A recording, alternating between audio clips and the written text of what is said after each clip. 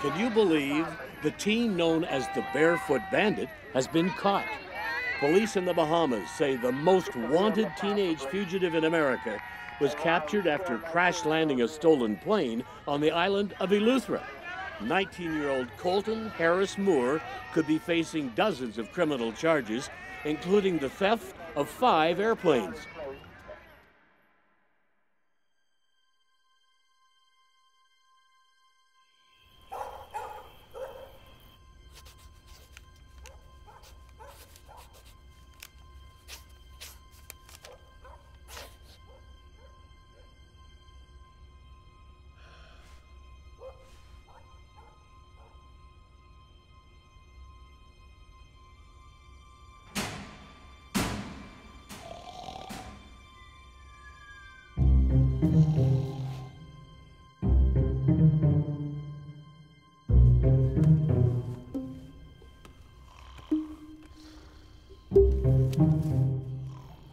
Colton Harris-Moore is 17 years old when he escapes from a halfway house in Renton, Washington.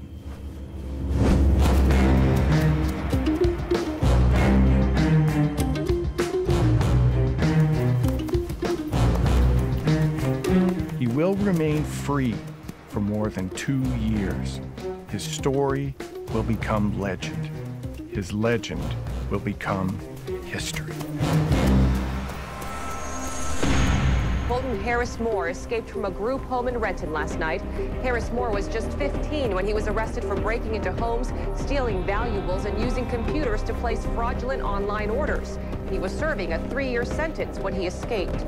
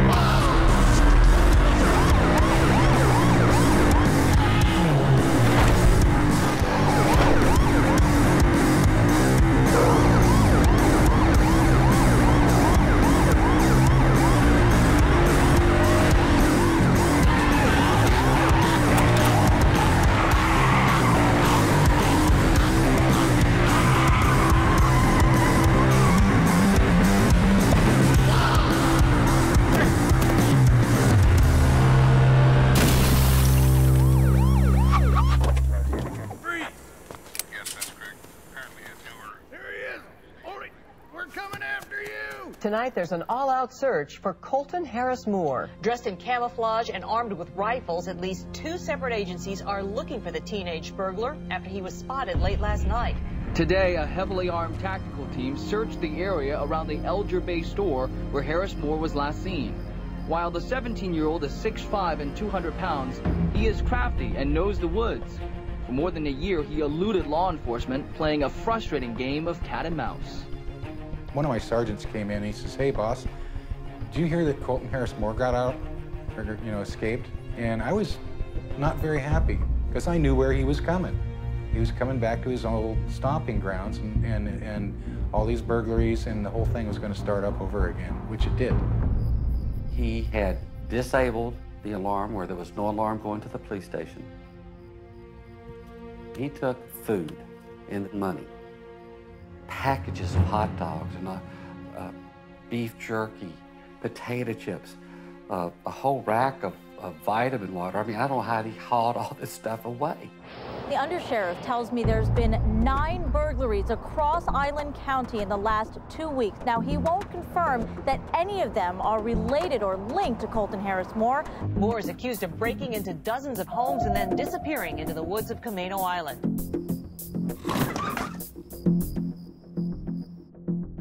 Island residents begin to notice strange charges to their credit cards from online stores.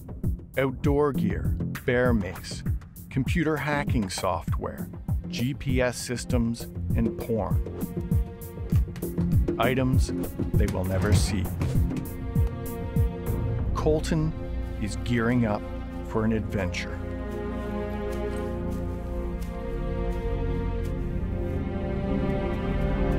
He knew those woods. He grew up there. He knew every trail, every pathway, and he was building his camps in very, very thick brush where you couldn't even tell there was a trail to him. And he'd get in there and he'd stomp all of that, you know, the area down and put like a tent in there or some type of a lean-to or just even a sleeping bag. And we'd find his camp and he'd just move to another one.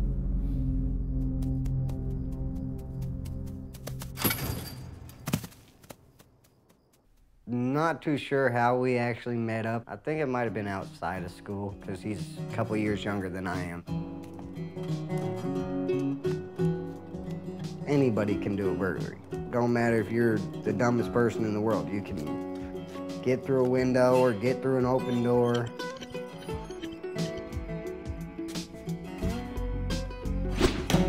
I was looking for cash, he was looking for credit cards and laptops. Vacation homes are actually ideal to hit because of the fact, one, nobody's there. Two, a lot of people like to leave their stuff in the vacation home. Money, computers, cars. We were driving a stolen 2007 Mercedes-Benz.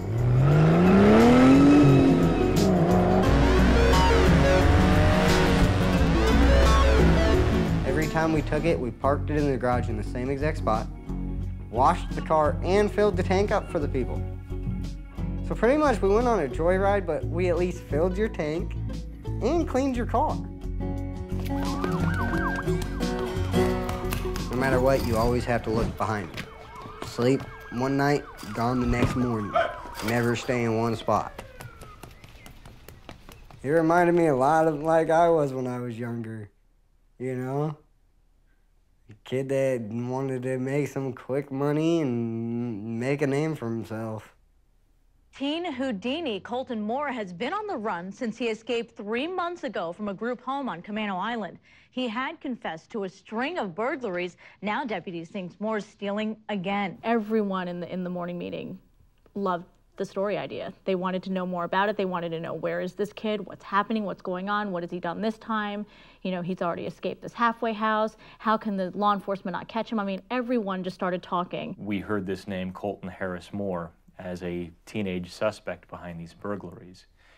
I think that even if it had been an adult, there would have been a certain news value to it, just in the sheer number of burglaries that had happened. But the fact that it was a kid who was committing these crimes, I think, brought it to an entirely different level.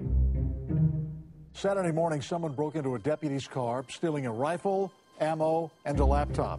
Then just yesterday, someone targeted a firefighter's truck in Fire Station. As North Bureau Chief Rob Piercy reports, people believe that someone is Colton Harris-Moore.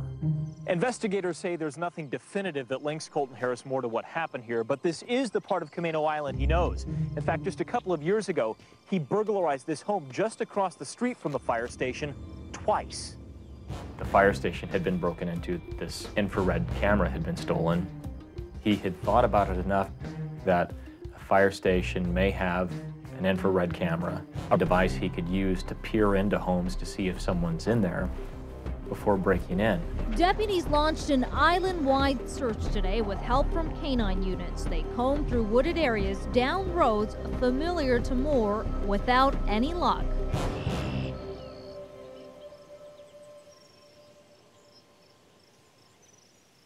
One morning he came and I figured he was hungry, like he was always hungry. And he loves my breakfasts because I make homemade hash browns that I grate up myself. And so I made him a big breakfast and we sat there and talked. And after he left, the cops came and they asked me the same old question, have you seen Colt? I said, yeah, we just sat down and had breakfast together. God, did they get mad. And, well, you know that that's harboring? And I said, he's my kid.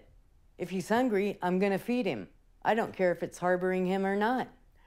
And yeah, they were pretty mad about that. Drove the police crazy. I mean, imagine, we got a kid that's living within a radius probably of a mile of his mom's place, and they can't catch him. You know, I think he had a little vendetta with the police, and he wanted to steal their shotguns and their laptops, and I think he wanted them to look foolish. But I don't think most of us thought of him as a dangerous kid. He just seemed like a kid, and really hasn't been socialized, and which is another part of the myth. You kind of go, well, who is this kid? I mean, he didn't really go through a school system, did he? He kind of is self-taught in everything. I mean, he learned how to steal. He did pretty well at it.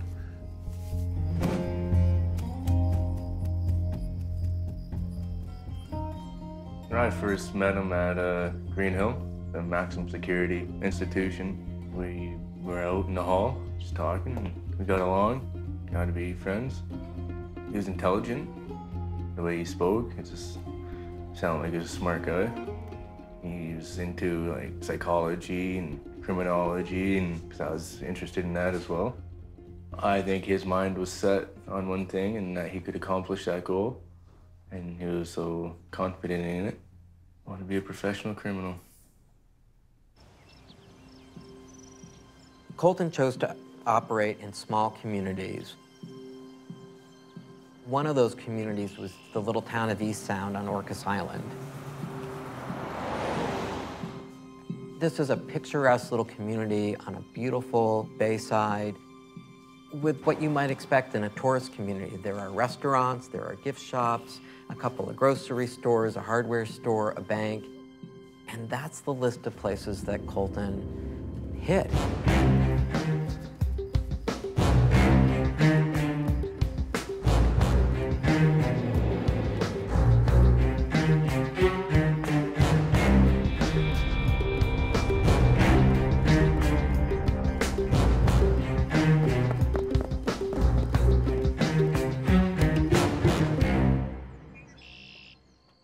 We discovered that Colton Harris, which we like to call him the cockroach, came in our second-story window. And what he did was, we've got a what we call the bullpen in the back, and he climbed up the fence, climbed up the roof, and went into the window upstairs. He basically just walked into our store and started getting what he needed, and then he decided to break into our safe, which he did. And this is our remains of it, over $3,000 in our safe. He had big crowbars, and he just pounded it to death, and it really looks like he did pound it to death. A restaurant had surveillance video. He had been there at some point, stolen a credit card, then used the credit card to buy instructional materials on how to fly a plane, had it mailed to the restaurant, then had apparently been monitoring, you know, the tracking number from FedEx or UPS, whoever it was that shipped it, broke in that night, stole his manuals. You know, the idea that you would use someone's credit card to buy something and then have it shipped to their place of business and then break into their business and steal it. You know, it's unreal. Colton sets up camp in the mountains and immerses himself in the solitude of nature. A human shadow, an island rumor whispered over campfires. His real journey, however, is about to begin. It is the island's airport that brings him here, a chance to make a lifelong dream become a reality.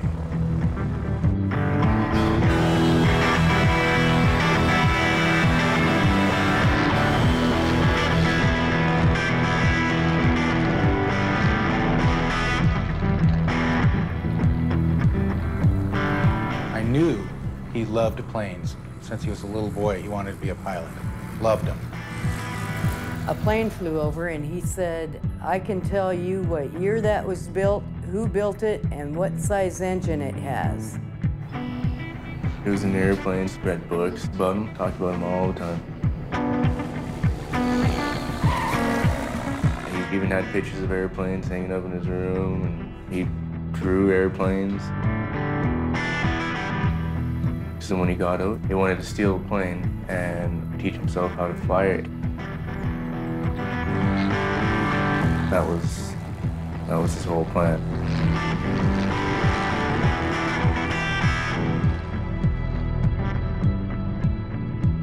Colton sets his plan in motion from his mountain campsite, channeling his energy into the study of aviation. He steals and studies aircraft manuals, views thousands of online videos, and carefully watches the comings and goings of the small plains of Orcas Island.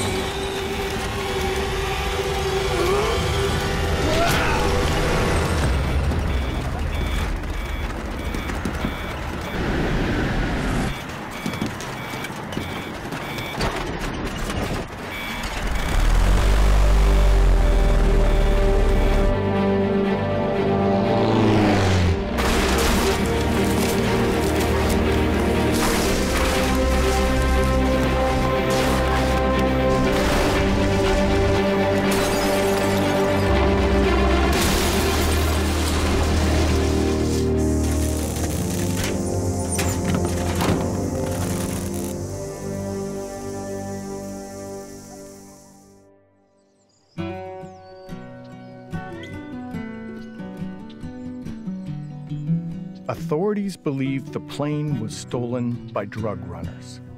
For the moment, the act that will make him a legend goes unnoticed. Colton vanishes. into the wilderness.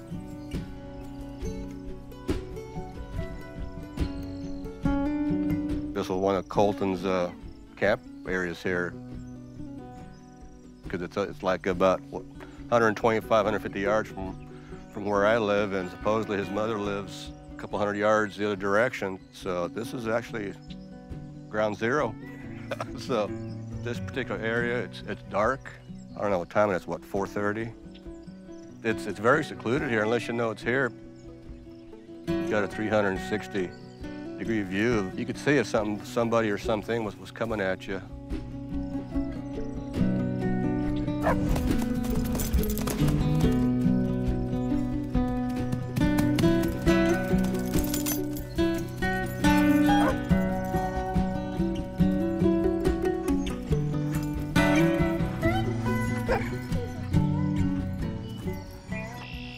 You'd be surprised how many different operations that we did when we got a little bit of intel on where he was at.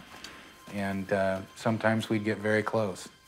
One time, 3 of my deputies found one of his tents and all of his personal belongings.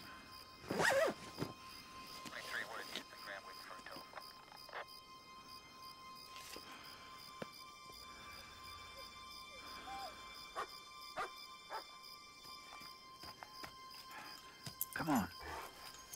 The dog was impounded because basically we knew how much he loved the dog, and the dog was running loose. So it was a criminal offense.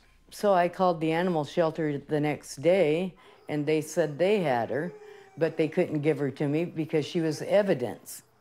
And I said, how can a dog be evidence? She's not going to get up on the witness stand and talk.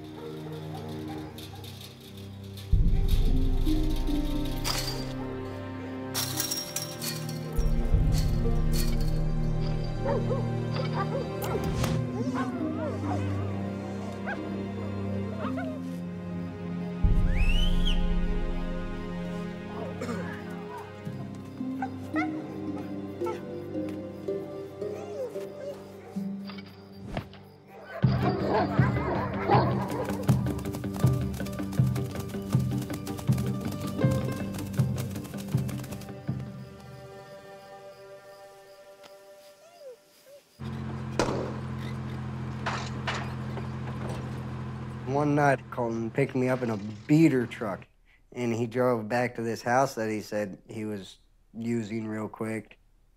And he had told me the lights were off. We get there and the lights are on.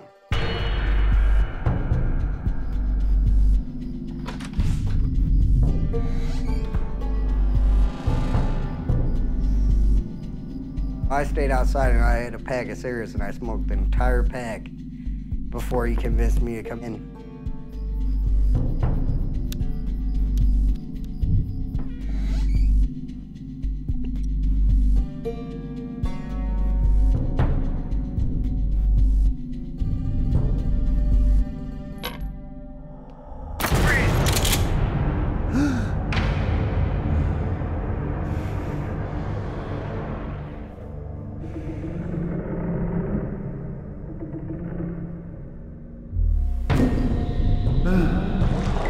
Colton dropped one of the glasses and I watched it in slow motion. I don't know why it was slow motion, but it dropped all really slow and then he ran past me. Hey!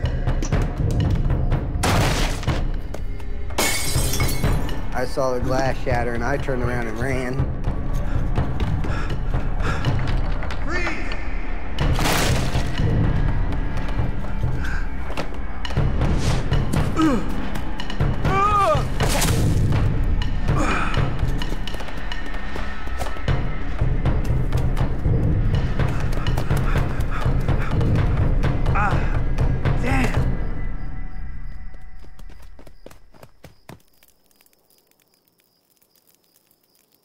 I think he just got really addicted to adrenaline. It's the most addicting drug you can ever get addicted to, because once you have it, you always want to find something that can give you more of it.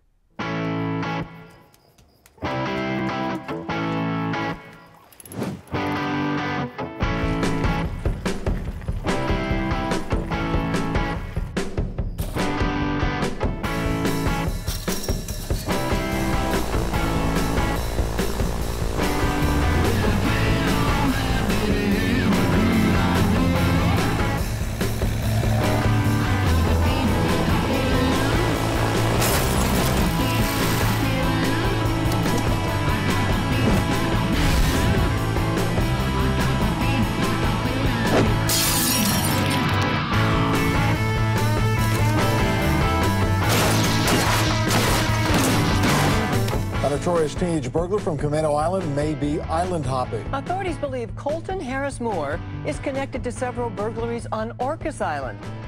Went throughout the store with crowbars and opening doors, and I don't know exactly what all he used on the ATM.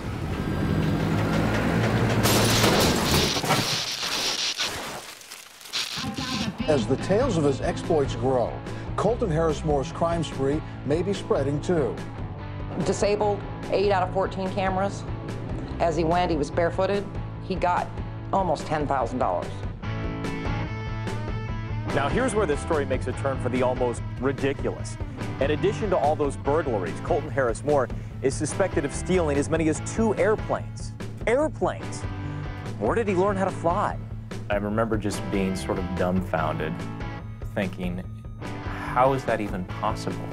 It just made it unbelievable and impressive. By the end of the day, every network affiliate in Seattle, I think, had been out to Orcas Island. Colton Harris-Moore may have taught himself how to fly. The suspect may be island hopping with stolen boats and planes. Law enforcement officers have referred to Colton Harris-Moore as a ghost with an uncanny ability to run from the law.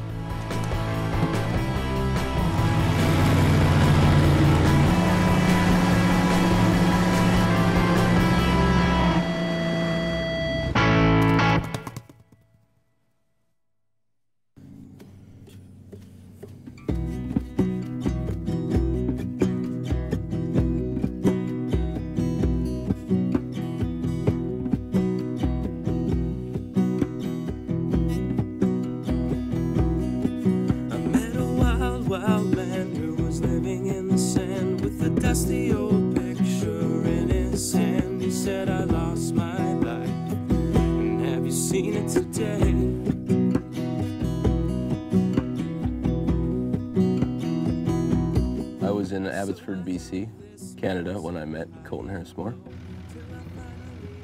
My car started making some funny noises, so I pulled off. This kid approached me, kind of out of nowhere. He had a black hoodie, military cargo pants. He had mud on his pants, maybe up to here. That kind of struck me as odd, like maybe he was hiding in a ditch or something.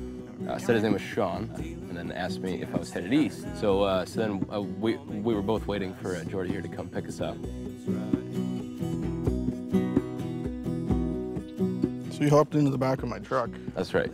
And I asked him if it was uncouth of me to light up some of that green stuff, whatever. And yeah. Can't believe I just said that on video camera. Yeah.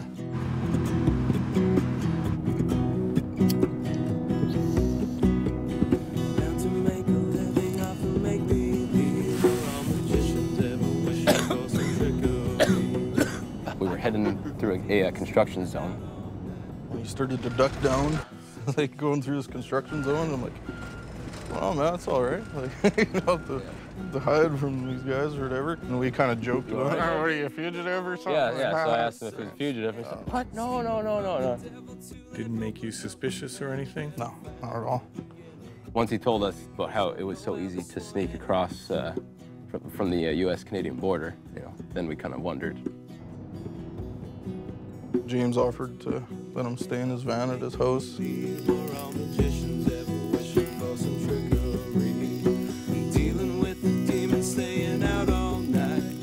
when you were just sitting by the campfire, what was he doing? Just sitting in silence? Sitting in silence, yeah. Just experiencing his high. We bagged him a lunch, me and my wife, and I gave him $5 or $10 cash. And I dropped him off on the number 3 highway. How long was it before you realized who this kid was? It was about 2 weeks. Headline says SWAT team combs force for American fugitives. I'm like, whatever. So I looked at it and I was like, holy shit, that's the guy. That's the kid.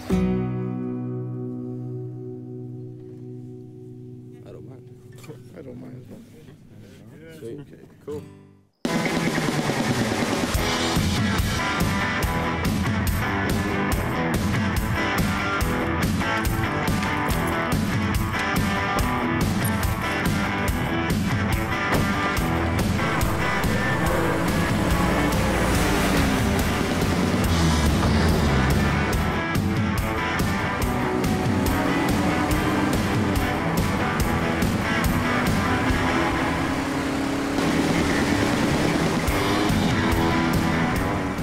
meet up with me when I was in Maple Ridge. We made a place in time, and he ended up stealing a BMW, black BMW, and drove it out there and met me. We hung out, talked about stuff, drove around. He had a backpack full of money, and he wanted to go get a grapple hook and go rob malls, and we ended up driving over to an airport in Maple Ridge. They had a couple bunkers out there in the field. We ended up walking over there, checking out the planes. He was hoping that I would leave with him, but I just kept making excuses, saying, oh, I can't, I got stuff to do, and I kept telling him I'd meet up with him somewhere else along the line. I didn't have the guts to go with him. I didn't want to, especially flying in a plane with him. Wouldn't trust him as far as I could throw him, so.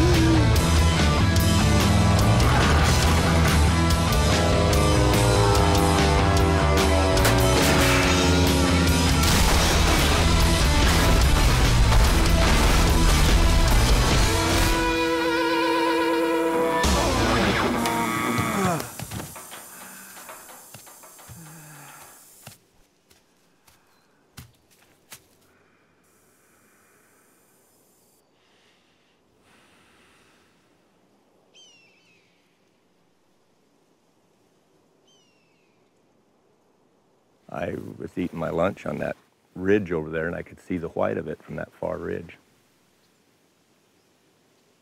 The bushes were knocked down, so it was easy to tell that he came just on the other side of that stump and came down in, and then it nosed in right there, and it kind of reared up and twisted and then lit. They said even as slow as he could go, he still probably hit the ground doing about 60. 10 feet, he would have hit that stump, you know, or even less. I looked it up, the number on the computer, and found out that it was stolen out of Idaho. I kind of guessed it ran out of gas was my guess, but then as things went on, I found out that it wasn't out of gas. He put it here on purpose. And I brung the sheriffs back in so they could come look at it, and then it progressed from there. I mean, there was everybody here, and sheriffs and state patrols and border patrol and Homeland Security, and they were all up and down the road with SWAT crews and dogs and guns and rifles, and it was almost silly. 2 days had already gone by. He ain't around here.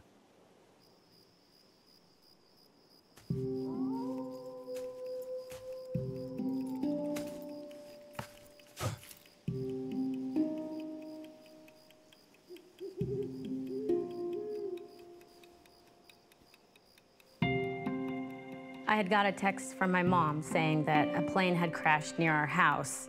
Did I see any action about it? And I said, no, I didn't know anything about it. I had just gotten home. There was some food missing, and our passports were gone. My first inclination was go look at windows and doors and could see where it had been pried open. So I decided to call 911 and get somebody out here. He had us shut off all the lights, and we just stood out there real quietly. He shut his car off.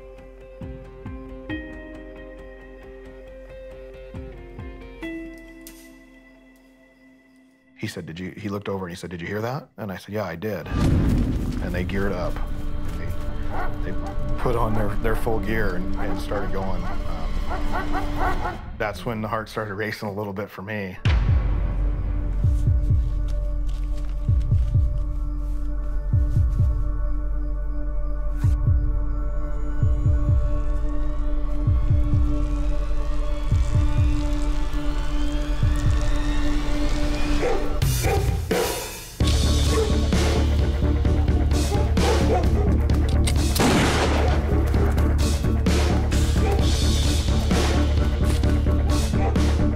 officer said they scared him when they came up upon him, so he didn't have a chance to grab anything when he left. So everything he had with him, he left behind.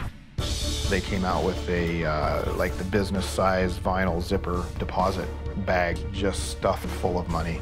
I think the last I heard they were over 20,000. SWAT teams fan out across Granite Falls today in search of a suspect considered armed and dangerous. Searching from the sky, this Homeland Security Black Hawk helicopter is outfitted with the most sophisticated people-finding electronics in the world, and yet not a trace of the burglary suspect had been found. One thing that doesn't match Harris-Moore, the gunshot at deputies. He's never shown violence. There's definitely a sense of paranoia out here. I spoke with some firefighters. One said he just had his car stolen last night. A woman said she woke up and saw a tall kid roaming her house with a flashlight. Now again, none of this is official, and this extensive search hasn't turned up anyone. Just the last moments, a burst of police activity here as deputies are chasing down every possible lead as they search for the teen. And it seems as though authorities are going to great lengths not to get Colton Harris-Moore's name tied up in all this for fear that he becomes some kind of folk hero. Law enforcement was really afraid that he was starting to look like this hero that to other kids would think it was cool, and that he was coming across as cool. Hey, this kid could steal a boat. This kid could steal a plane, and he could make faces at law enforcement and keep on going. Law enforcement doesn't want some kid running around making them look like a fool and then being on the news looking like a hero. Call it the Colton craze. Colton Harris-Moore has been the talk of the town and now the country. T-shirt maker enjoys a spike in sales with his Colton Harris-Moore T-shirt that says, "Mama tried." This is a tribute to the great Harris-Moore. Harris-Moore, you flew not for me. Harris-Moore, you flew into the air like a phoenix. The barefoot boy became a man. He grew to take a stand. One day he found a way to get to fly. His name is Colton Harris-Moore. And he's known as the Barefoot Bandit. I hadn't heard of the Barefoot Bandit until today. There have been videos of him everywhere. You turn on the news, you're gonna see him. They've been trying to catch him, but can't. Colton had thousands of Facebook friends.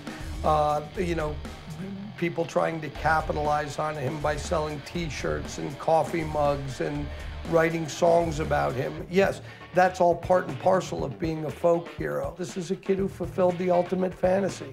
He wanted to fly, and he did just that. Folk hero, anti-hero, whatever you want to call him, a lot of people and a lot of kids found true inspiration from this kid. Here we are on Camano Island. That's where Colton Harris-Moore is from. How do you steal an airplane? You don't steal an airplane, you steal off of airplanes. He didn't steal off of airplanes. He stole 3 airplanes. No, you... And the theft of at least 3 airplanes. How do you steal an airplane? He's taught himself to fly because he didn't have any training or anything. And he's been on the run for like 2 years from the FBI and the cops. A San Juan County Sheriff's deputy said he nearly caught Harris-Moore in the woods and had him in his flashlight, and then he virtually vaporized in front of me. He recalled Colton laughing loudly from the woods when he realized he had eluded them.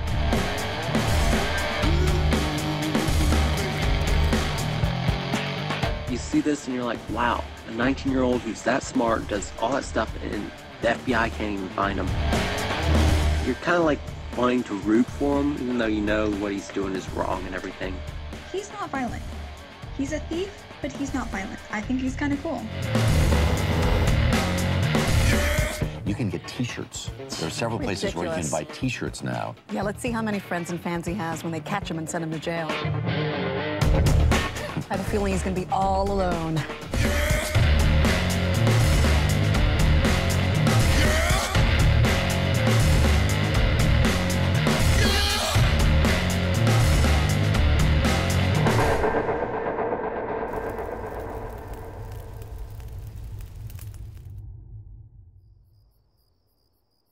First time I met him was, there was an alarm at one of our local elementary schools, and myself and another deputy responded there and found an open door.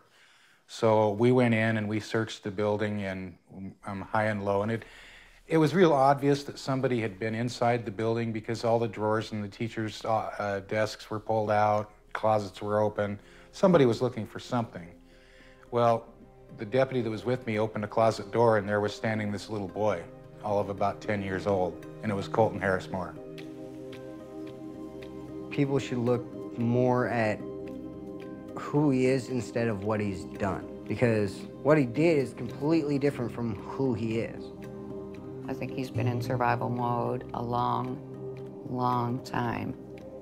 Colton didn't know how to stop. That was all he knew. Sometimes when you don't have the chance to prove yourself as a child, you get off onto a wrong track. And he got off onto a wrong track. He was a great kid. He probably still is, deep down underneath.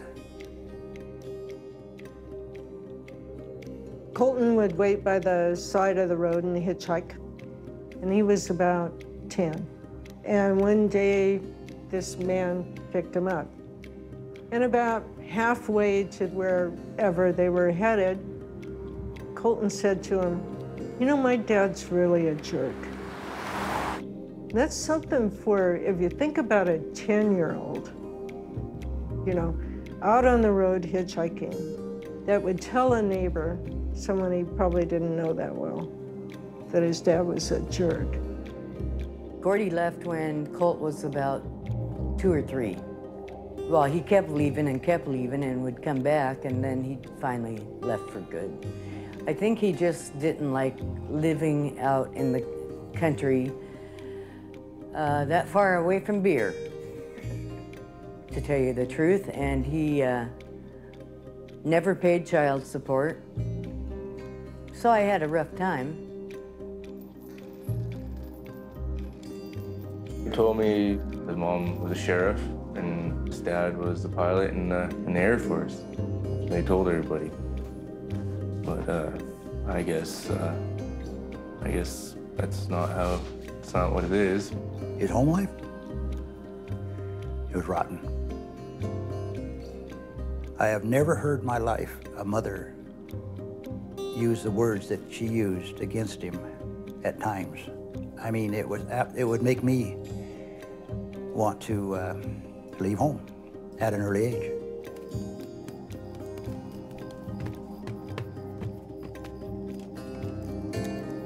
I think he started breaking into houses just to see how other people live, because there's the dilapidated trailer that he lives in and new houses being built all around that are, you know, nice. I think it was a kid. He knew he was doing wrong, but I don't think it was criminal intent. There was no intervention to help this kid by anybody. There was trouble at school, trouble with the police, and CPS. All those things had trouble with this little boy, and not anybody stepped in. Nobody.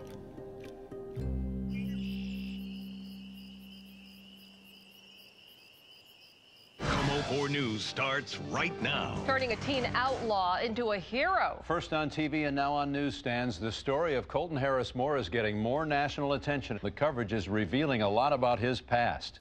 We're set back from everything along a dirt road. This is the entrance to Colton Harris-Moore's house. You can see there are several no trespassing signs out here now, adding to the mystery behind his life and really the neighborhood tension.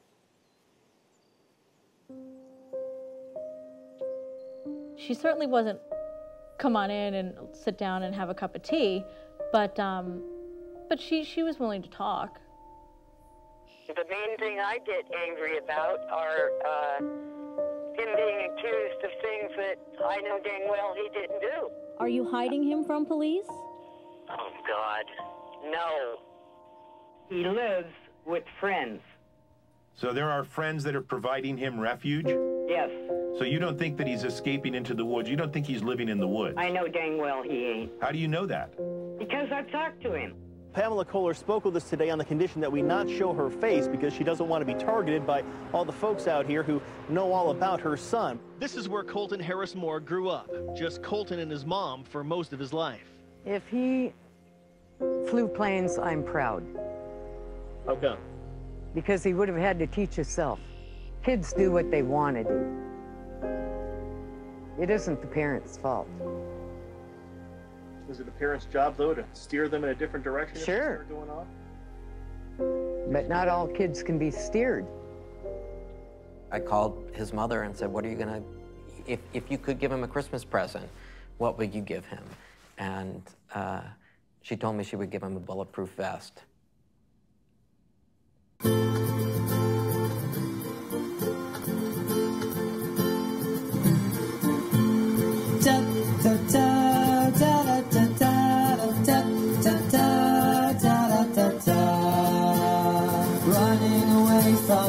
Sure would be fun menace to adults, but a hero for kids. Sure it's hard to be locked on the run, but you got a family and all of us kids. Please call and steal a plane for me. Da, da, da, da, da, da, da, da, da. The next time that we were out at Orcas Island after another plane had been hard landed, we went to a grocery store where the surveillance system had been dunked in some tank of water to try and destroy it. He had taken the time to draw chalk footprints throughout the store of these big bare feet, and written at the entrance was "See ya," just sort of flippant. The sort of thing that you might see written in a text message from one teenager to another. Well, police believe it was Colton Harris-Moore who hit a number of businesses last year, but it is certainly the speculation of the town that he's back. Deputies are still on the lookout for Colton Harris-Moore. Now, several residents of Orcas Island told us they'd be patrolling overnight with flashlights and radios to keep Harris-Moore from striking again. I think we're well beyond the Robin Hood stage.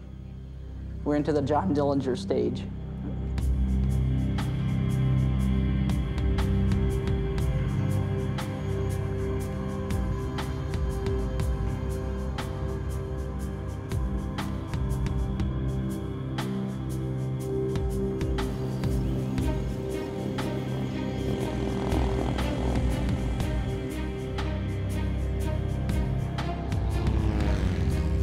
Behind me is a hangar belonging to a friend of mine, and it had been entered several times by Colton Harris-Moore. He'd set up this little nest there, and he had food, water, clothes, stolen property, flight manuals, and the deputies could be running around like chickens with their head cut off while he's sitting up there laughing at them.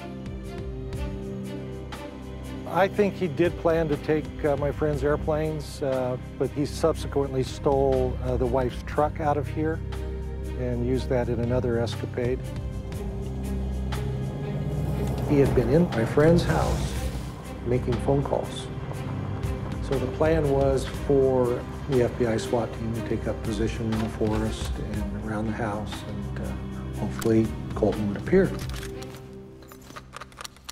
I'm not sure who was more surprised, but obviously he met the gentleman inside, and his response is really quite thoughtful. As soon as I'm confronted, I'm going to run, because that's my best tool.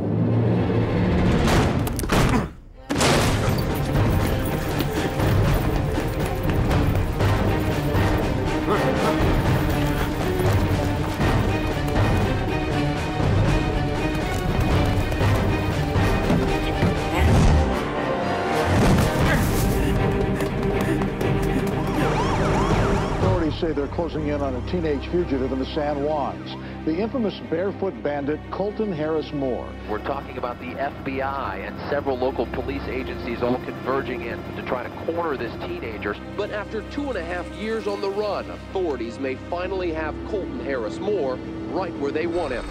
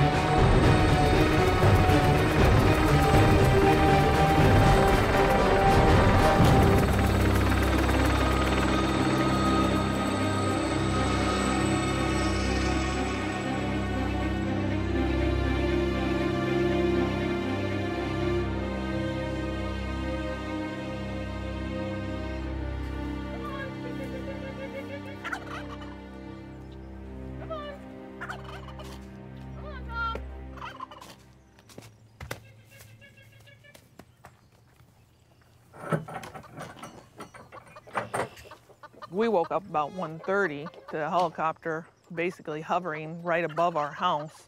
At about 6 in the morning, my husband came out to feed chickens and do our morning chores, and that's when he discovered there was a footprints going through our property. He went right and saw the chicken coop and went into it, and then came out and the tracks led away from the coop. This one was found right about underneath where I'm standing, and then this one was found over by our pickup truck that was parked over by our chicken coop. What gave you the idea to do that? County deputy. Oh, yeah? He had made a comment about, since you're the only one that has anything like this, you should, make casts and put them on eBay and see what you can get for them. And so we tried it, and we had a lot of people look at them, and we set the price high, and I ended up getting 2 death threats on eBay. We hope that you're the one he kills because you're enabling him to proceed with his criminal career. And so, yeah, I mean, and we were just doing it all and just as fun. They're probably going to end up on the side of the chicken coop.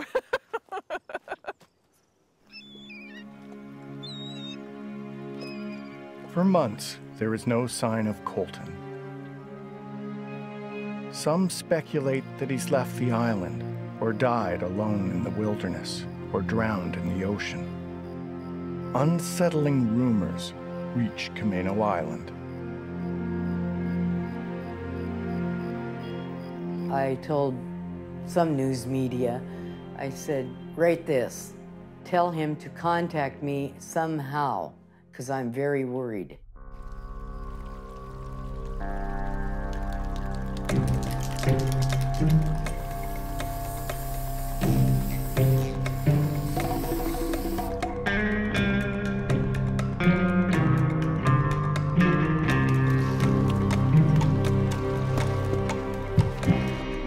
Stolen a boat and gone to Friday Harbor, and stolen one there, went to Lopez Island.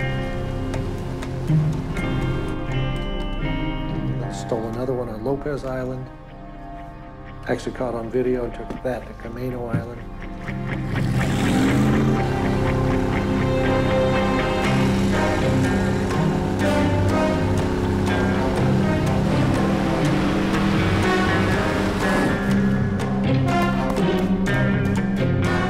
People were just angry and frustrated on 2 levels, that people were elevating him to this level of folk hero, and angry that he hadn't been caught yet and that, they might be next. If he was on Camano Island, he would be shot. I knew that, and that scared the hell out of me. We want him stopped. Most of us want him dead, period. You guys probably don't want to hear it, but this guy is actually pretty sharp. He calls himself a recovery agent. In other words, a bounty hunter. He and other agents are pledging, free of charge, to help find Colton Harris-Moore. We're going to be here physically. We're going to be on site. Not every day. Nobody knows when we're going to be here. He doesn't know when we're going to be here. We've already started to get tips. Tips I'm sure the police don't have. There's a little formula for catching a fugitive, and it's eliminate the places that they're comfortable. We were watching hangars on the islands, marinas. We had boats patrolling the marina areas. We had teams set up all over the place in vehicles. You know, it was locked down. Well, this was an unusual opportunity to get a glimpse of work that's normally hidden. 3 groups of masked searchers hit the woods and beaches on Camano Island, waiting for Colton Harris-Moore to show himself. Most guys, when they're on the run, the quiet is good, low profile. I'm going to find a place and melt into the woodwork. And his was the exact opposite. His was like, here we go, try to find me. Catch me if you can.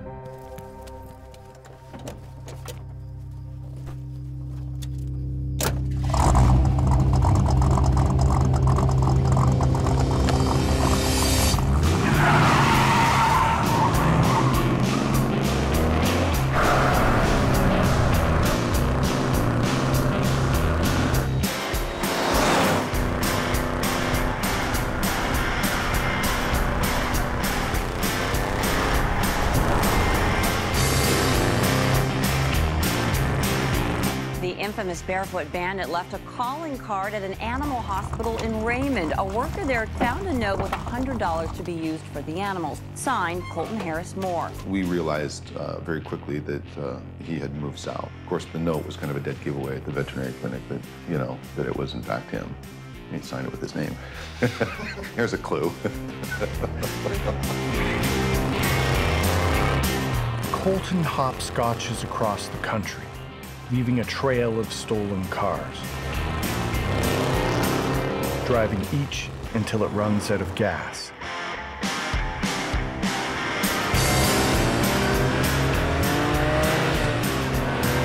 He breaks into a half-dozen airports, looking for just the right plane to execute his plan.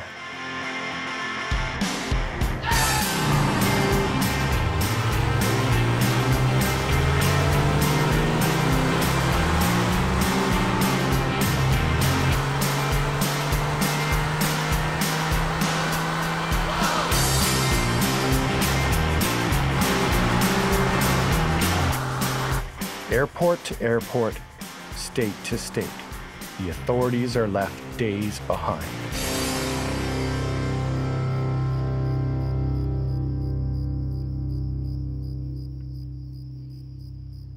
"2,000 miles, 9 states, nearly a dozen stolen cars." Colton finally finds his plane in Bloomington, Indiana. He camps in a nearby patch of woods and watches, waiting for just the right moment.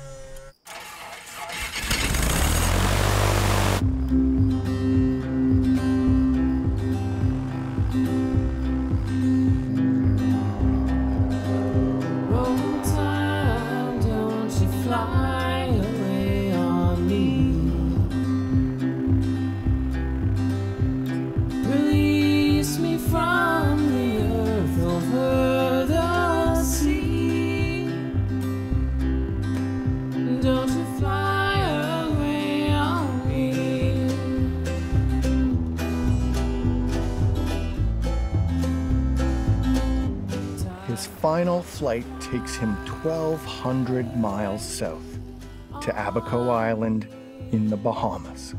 Don't you fly away on me.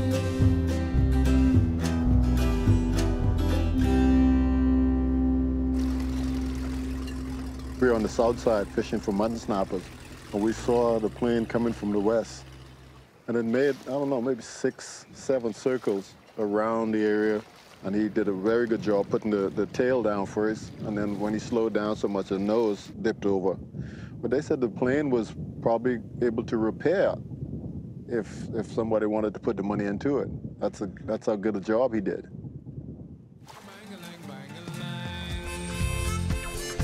Gather on, my children. Let me tell you about this man who stole a plane from the USA and crashed in my Bahama land. The Barefoot Bandit might be basking in the Bahamas. Investigators say a stolen plane from Indiana crash-landed off the coast of one of the islands yesterday. The FBI's got agents down in the Bahamas working with local police there to try and catch Harris-Moore. There's now a $10,000 reward for information that leads to his arrest. They call him the Barefoot Bandit. This boy don't use no shoes. They call him the Barefoot Bandit. All over the evening news. Barefoot. The Barefoot. The Barefoot. He don't use no shoes. Barefoot. The Barefoot. No jam. Barefoot. I came here to open my shop. Found that the door was broken into, 2 Gatorades, 2 sodas, about 3 chips broken to my cash drawer. Also, the police found that a lady's house was broken into and her vehicle was stolen. That's why the FBI, they good, gets the steal. They try and talk, but he gets away. They try roadblock, but he gets away. Try make him surrender, but they laugh at them and the boy don't play. They try and talk, but he gets away. They try phone talk, but he gets away. I think his agenda was to be seized on Independence Day. Barefoot. I normally check the security cameras to make sure nothing happened the previous night. I noticed that all the cameras in the downstairs area had been turned towards the wall. They call him the Barefoot Bandit, all over the evening news. Barefoot, that's right. The Barefoot. This boy ain't need to use no shoes. Barefoot, tiptoeing around in people's living room in the nighttime. The Barefoot, washing the clothes. Barefoot. Watch it now. I looked around, there was nothing missing, nothing really damaged except for the doorway, which had been wedged open with a crowbar or some other tool. The night that he broke into our place, he stole a boat and drove the boat down to Eleuthera. On one boat, man, we try set trap, but he gets away. We try roadblock, but he gets away. He had one gun, so we shoot at us, man, the boy don't play. But down in the Bahamas, there's one thing you can't resist. So I gave this boy a bowl of gong salad and one collect. Now we don't get the Barefoot Bandit. He couldn't understand it. Man, the conky was so sweet. Yes, this man fell fast asleep. I done get the Barefoot Bandit, and now the Barefoot Bandit has once again given police the slip. Police initially felt they'd find the young man quickly, but now the chief is backtracking and says it's possible Harris-Moore was never even there. Obama and Ryan setting up all kind of FBI and EWA.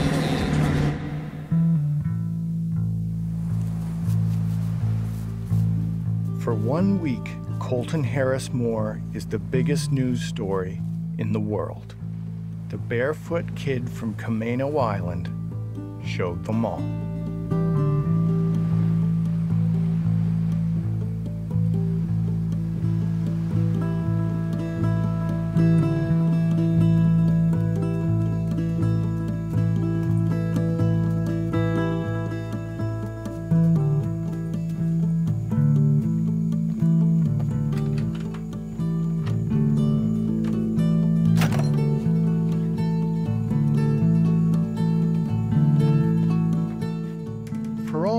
Fame, Colton must have felt more alone than ever, 3,000 miles from home.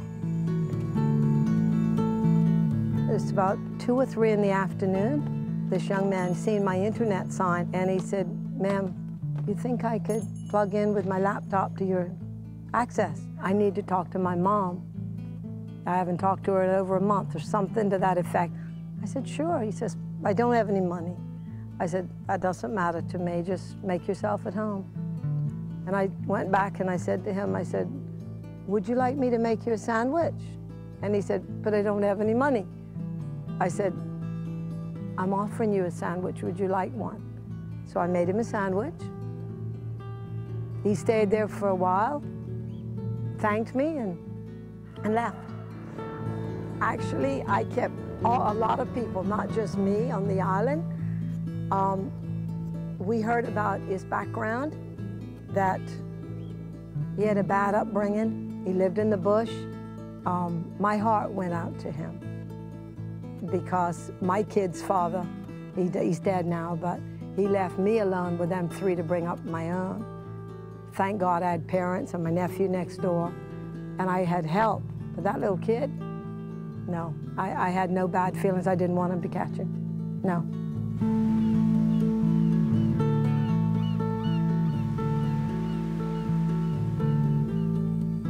Perhaps Colton became lost in his own legend, or his thirst for adrenaline became more powerful than his need to be free.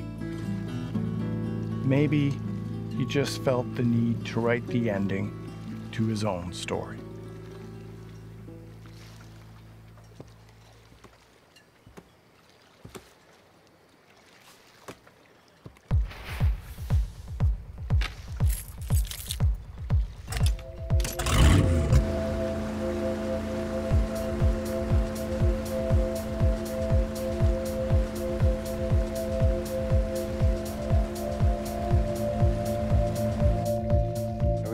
On the dock, and out of nowhere this guy came in on a boat, and all of us was looking to see who he was. This kid in this 13-foot Boston wheeler comes in full speed, spun it like it was a jet ski.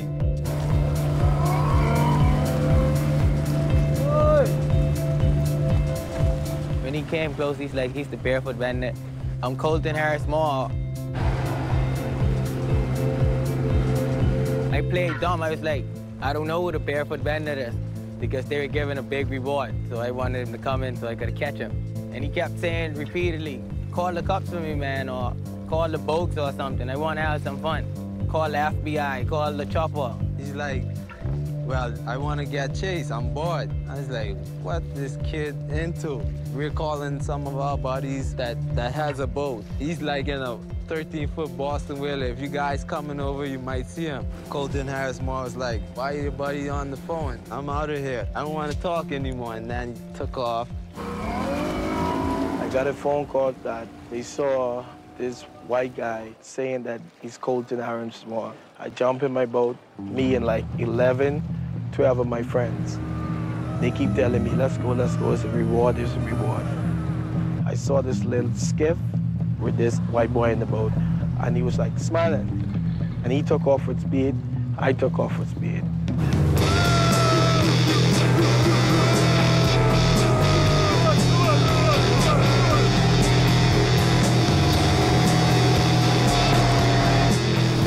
We chased him up and down the harbor, up and down, up and down.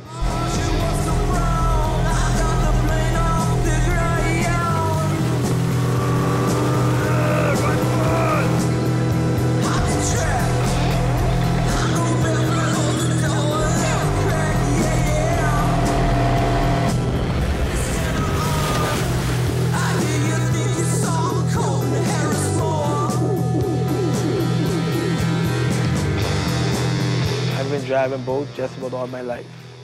I've been to captain's school, I have captain's license. But to him, he looked like he has some good skills. To put that move on me, was unbelievable now.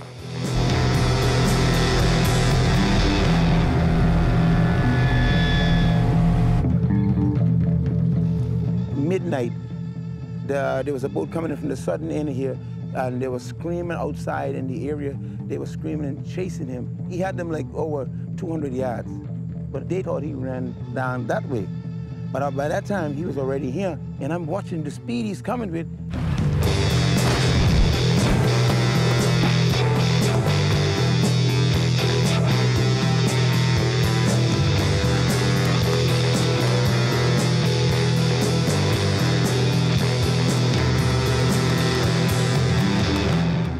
A white guy, white people running, I thought you're in trouble, you see?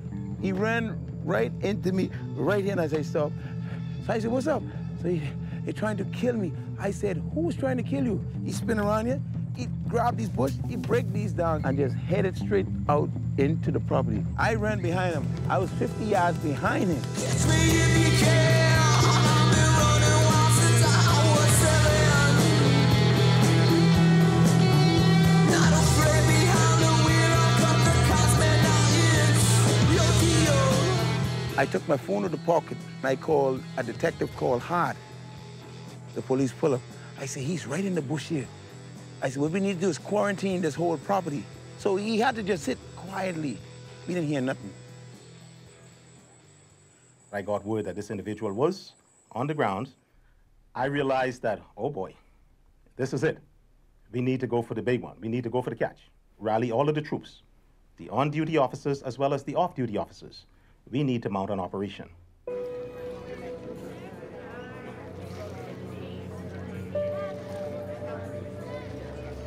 We were all out that night.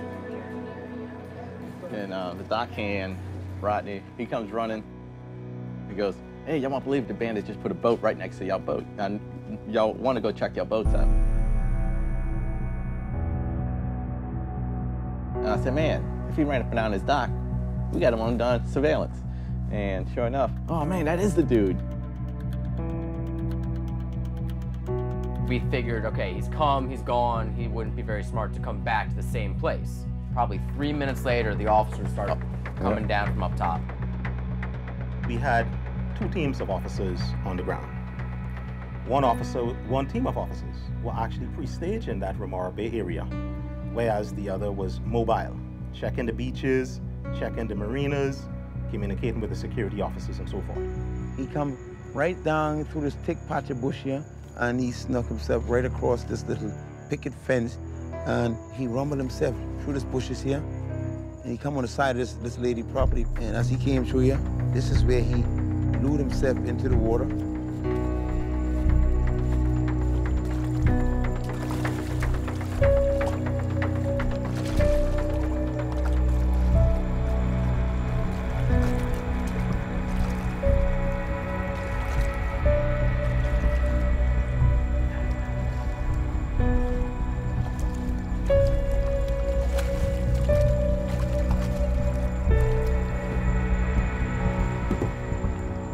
Hanging on the dock right here, and everybody was just, man, that's not right. Both leaving with no lights and real slow out the marina.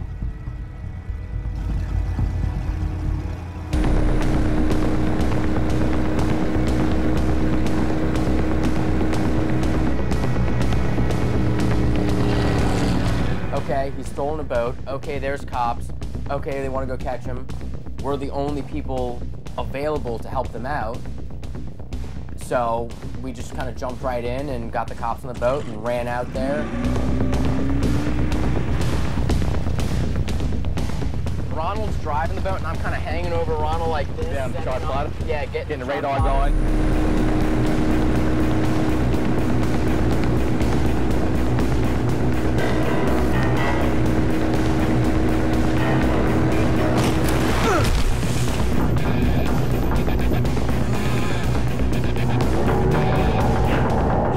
Right now, we've just gotten on the sandbar. You can see the water's a lot shallower. Right here. This is where he was, right here. He was actually sitting on his sandbar. And the green part is the shallowest part of the sandbar, and that's why we were able to catch up to him. It wasn't actually stuck. It was just kind of Well, he didn't trim up the engine, so the engines was actually going through the sand.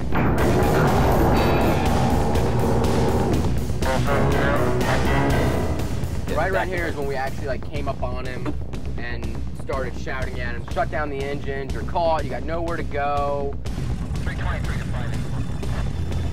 And basically at that point is when he put the gun to his head, said he was gonna kill himself, I can't go back, I'm not gonna go back. Ronald and I were looking at the GPS, we noticed that he was getting into deep water.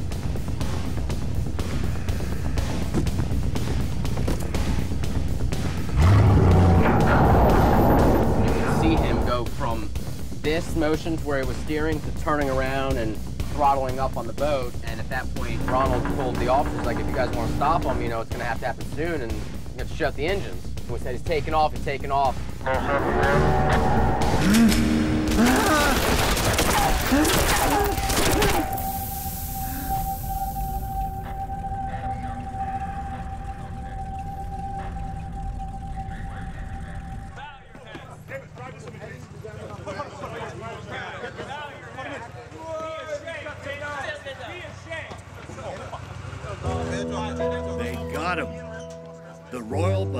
Police force did what no U.S. cops could. They ended the run of the Barefoot Bandit.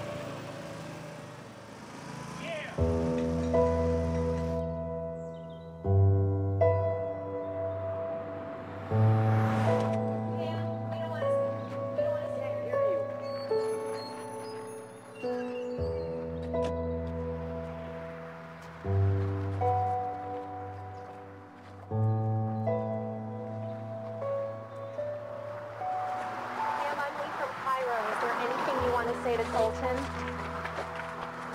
All I'm gonna say is he's safe, and I'm happy, and I love him, and I miss him. How soon will you see him?